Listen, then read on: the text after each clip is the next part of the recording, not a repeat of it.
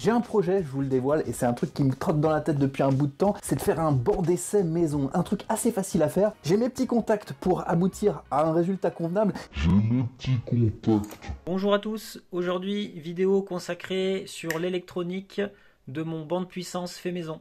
On va voir comment réaliser les cartes électroniques de A à Z avec la soudure des composants, la programmation de l'Arduino, le branchement des capteurs et bien sûr on va envoyer un exemplaire à Simon qui m'a contacté pour que je lui fasse une carte. Là on va voir comment sur cette petite carte Arduino, comment placer et où placer tous les composants. Donc là j'ai mis tous les composants dans une petite boîte. Ils sont tous identifiés avec la valeur du composant. Et j'ai fait une liste de tous les composants qui sont à mettre sur la PCB avec quelques informations primordiales pour pas mélanger les composants, pour pas se tromper. Allez, c'est parti. Donc sur la carte, on a les valeurs des composants qui sont indiqués. Donc ça va nous permettre de savoir quel composant est à mettre à quel endroit.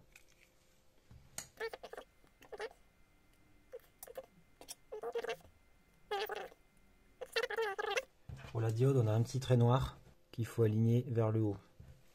Donc là, vous voyez, j'ai préplacé toutes les résistances. Et donc, par derrière, je vais pouvoir raccourcir les pattes et les souder. Pour faciliter la soudure, j'ai acheté du flux, qui est une petite patte en fait, qui vient appliquer la chaleur à l'endroit où elle est placée. Ça vient concentrer la chaleur en fait. Donc je vais appliquer du flux un petit peu partout, et ça va vraiment faciliter les soudures. Donc là, je raccourcis les pattes tout simplement pour que je sois moins embêté pour poser mon flux et pour souder.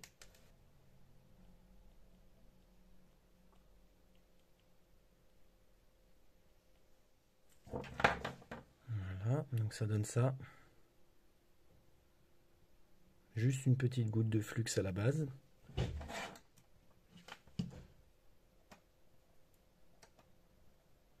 Donc là, tout est soudé. Et voilà. Donc là, j'ai pas brûlé la carte, hein. C'est le flux qui a bruni. Là, les résistances sont bien. Et donc maintenant, on va faire la même chose avec tout le reste des composants.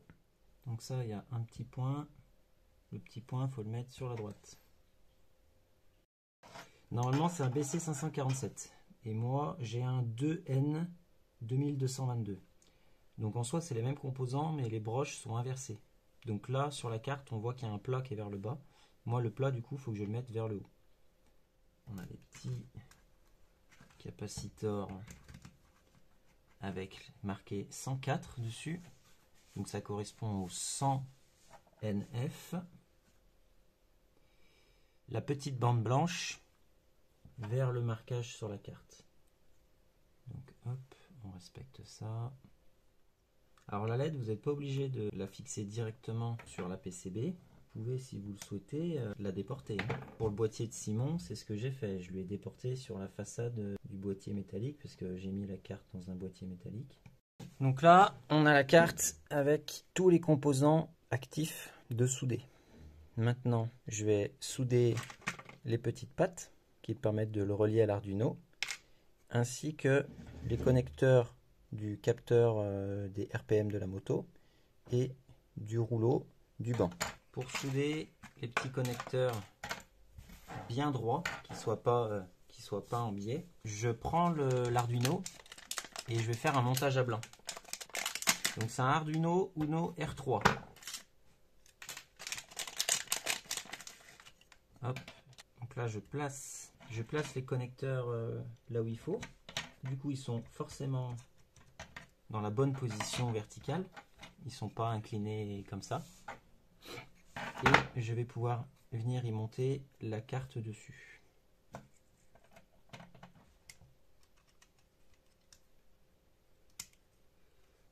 Voilà. Donc après, soit vous soudez toutes les petites pattes, soit vous soudez que celles qui sont utilisées. Ça nous permet d'avoir une carte avec les petites pattes qui tombent forcément en face de l'Arduino. D'ailleurs, quand vous montez la carte sur l'Arduino, ça m'est arrivé une fois, faites gaffe de ne pas le décaler d'un cran, parce que ça rentre, hein. Et donc là, vous risquez de mettre le plus sur le moins, etc. Donc faites bien attention d'avoir aligné la carte pour la brancher et la mettre sous tension. Et donc là, il nous reste uniquement les connecteurs à mettre et on aura terminé la carte électronique. Pour les connecteurs, différentes possibilités. Vous avez des kits pas chers sur AliExpress avec des petites prises comme ça. Ou alors, vous pouvez mettre des connecteurs à visser, un petit peu comme des dominos, pour pouvoir venir fixer les fils. Donc là, moi, je vais choisir cette solution-là. D'ailleurs, là, je mets que deux connecteurs. Un pour capter les tours minutes de la moto et l'autre pour le roller, le rouleau. Mais il y a la possibilité d'ajouter des options si vous voulez un capteur de température ou des choses comme ça.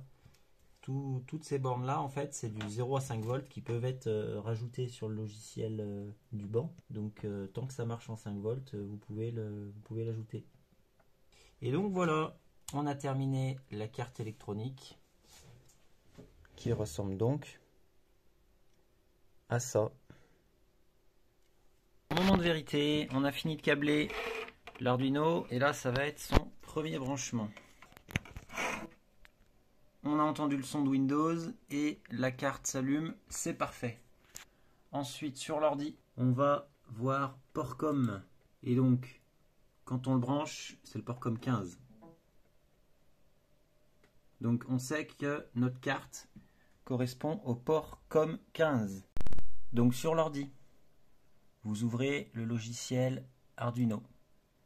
Vous ouvrez Simple Dino Sketch, fourni avec le logiciel Simple Dino.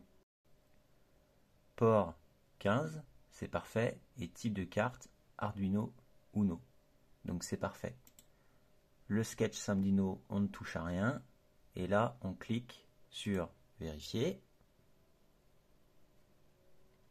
C'est en train de compiler. Pas d'erreur. Et donc, téléversé. L'Arduino clignote. Il est en train de recevoir le code. Donc là, on a programmé la carte pour qu'elle soit devenue une carte de bande puissance. Maintenant qu'on a fait ça, la carte est reconnue par le logiciel Simple Dino, mais il faut qu'on lui branche des capteurs. Et donc là, c'est ce qu'on va voir. On va brancher le capteur du rouleau. Le capteur du rouleau, c'est un NJK 5002C que j'ai acheté en Chine sur AliExpress. Et donc le principe de ce capteur, c'est que vous avez un petit aimant et quand cet aimant passe devant le capteur, ça envoie l'information « j'ai fait un tour ». L'aimant est polarisé, donc attention, c'est-à-dire que ça marchera dans un sens, mais pas dans l'autre. Donc si jamais vous n'avez pas de signal, vérifiez tout simplement si l'aimant n'est pas à l'envers. Comment brancher le capteur? Le bleu, c'est la masse, 0 volts. Le noir, c'est le signal. Et celui-ci, c'est l'alimentation. J'ai branché le bleu sur la masse, le noir sur le signal et le dernier sur l'alimentation. Le capteur est donc branché et on va pouvoir tester avec l'aimant. Donc on se retrouve maintenant avec l'Arduino de brancher et le capteur. Et on voit que quand on passe l'aimant en devant, l'arrière du capteur change de couleur. Et si j'inverse l'aimant, il ne se passe rien. Donc il faut bien mettre l'aimant dans le bon sens. Ensuite, on ouvre le logiciel Simple Dino. On choisit dans la liste Portcom Only. Et surtout, on choisit le bon Portcom. Sinon, on va avoir une erreur. On appuie sur Start.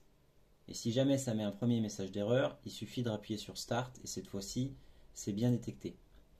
Donc, là, on se retrouve avec le logiciel qui est en attente d'informations. Dès qu'on va passer l'aimant devant le capteur du rouleau, on voit que le logiciel a bien l'information. Donc ça, c'est parfait, la carte fonctionne bien. J'ai mis une prise pour pouvoir mettre la captation des tours par minute de la moto. Le principe de fonctionnement est assez simple. La moto va envoyer une impulsion à la bougie pour déclencher l'allumage de la moto. Et vous avez sur un deux temps une impulsion à chaque tour du moteur. Donc le petit boîtier Arduino va enregistrer le signal de l'impulsion et va donc le transférer sur l'ordinateur pour indiquer que le moteur a fait un tour. Il vous suffit juste d'avoir un fil qu'on va amener jusqu'à l'antiparasite de la moto. Donc l'antiparasite, c'est là où est branchée la bougie. Le fil va réussir à capter quand est-ce qu'il y a une étincelle et à le transformer en signal lisible par l'ordinateur via l'Arduino. Donc deux possibilités, soit vous branchez tout simplement un fil et vous venez l'entourer de 5-6 tours autour de l'antiparasite de la moto. Donc, soit si vous ne voulez pas vous embêter à venir l'entourer, vous reliez le fil à une pince croco comme ça. Alors moi personnellement je lime les dents pour pas que ça vienne perforer l'antiparasite. Le but c'est vraiment juste de venir entourer l'antiparasite comme on pourrait le faire du coup avec le fil quand on vient faire des tours. Et à partir de là, l'ordinateur lui va vous dire votre moto a fait du 3000 tours par minute, 3500, 3600, etc. Donc le capteur vraiment c'est juste un fil ou un fil et une pince qu'on vient mettre autour de l'antiparasite. Donc j'insiste, hein, prenez une pince qui ne soit pas trop violente et qui ne vienne pas détériorer la gaine de l'antiparasite de la moto. Le but c'est pas venir s'agripper dedans, c'est vraiment juste de le poser contre pour récupérer l'information. Donc là vous avez vraiment tout le nécessaire électronique pour fabriquer votre bande puissance à inertie. Le souci que vous risquez de rencontrer c'est les interférences. C'est-à-dire qu'au lieu d'avoir un signal parfait, vous allez avoir plein de pics.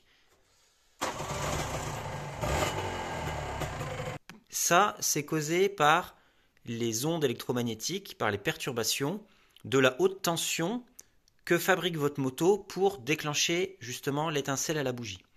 Donc pour éviter que ces parasites soient trop nocifs à la prise de mesure et vous affichent de fausses valeurs, il faut protéger la carte d'acquisition de toute nuisance électromagnétique qui entoure la moto en fait, qui entoure le signal.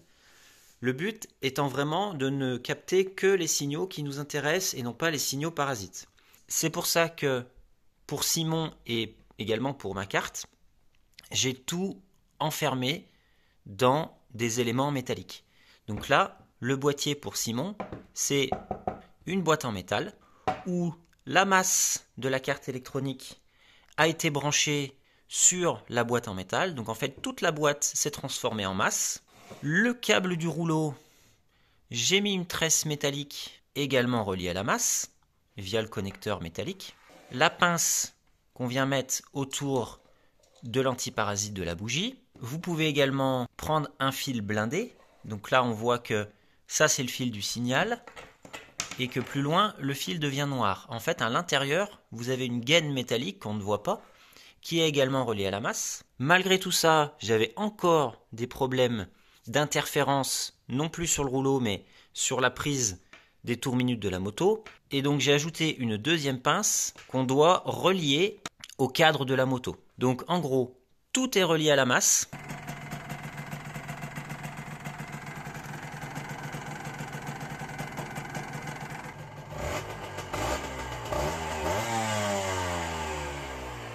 On se retrouve donc avec un boîtier métallique qui contient une petite carte Arduino à l'intérieur, dont les prises du capteur, des deux capteurs, sont déportées à l'avant.